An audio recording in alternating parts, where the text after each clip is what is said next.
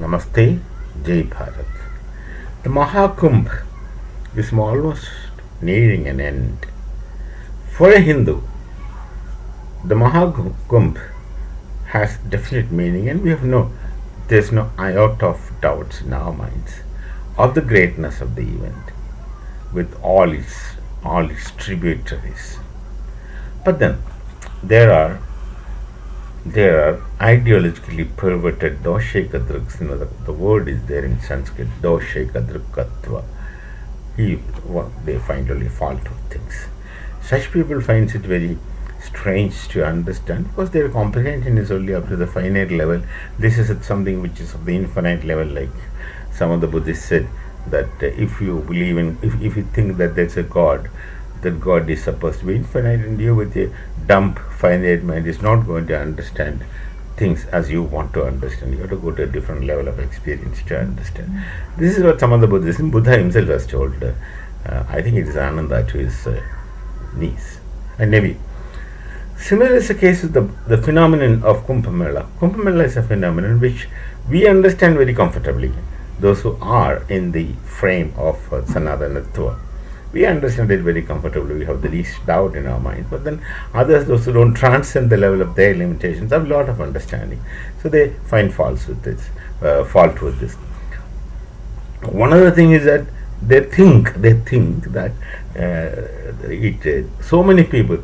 It's about 44, 45 crores. They already had the holy dip in Triveni, either in Triveni or anywhere in that area.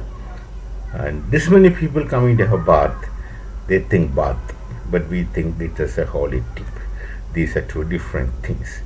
They come to take holy bath, a holy dip, and it's continuously going on, and these people are very concerned that the river will be polluted. Of course, on a prima facie they can think that the river will be polluted, but this is something which had not long been settled by scientists hundreds of years before, that why the river Ganga doesn't get polluted. I've mentioned something back when I was young. In my very young days, whenever we get a chance, we go to anywhere near Ganga Ji, we take a holy dip. That's in our custom and that's in our tradition. Given a chance going near Ganga, whether there's a ghat or no ghat, dubki lagani hai. So we just go and take holy dip anywhere. And then most visited type places, Kashi, where we go for this or the other. Not necessarily to religiously we go, but then once you enter Kashi Nagari, it becomes religious. We go and take dip in Gangaji and then go and meet Kashi Vishwanath. These two places we go necessarily. There are many other places also one goes. That's a different thing. But my personal experience is this happened long before, when I was very young, somewhere in my teens. The first time, I was afraid, of course, naturally. Looking at the Ganga, you feel scared. Such mighty flowing river.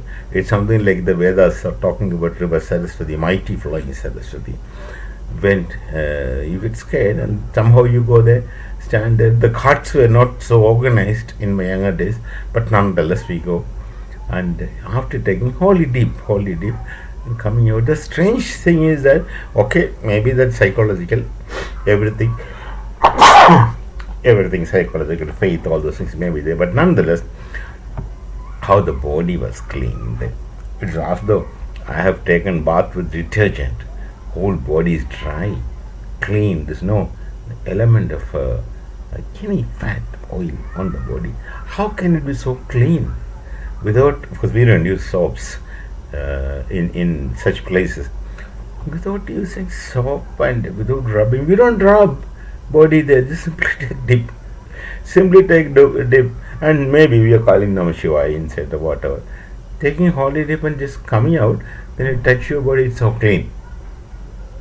So amazingly clean that I never felt after having a bath my body was so clean that I first time felt like that. And this continuously happened each time you go and take a holy dip in Ganga.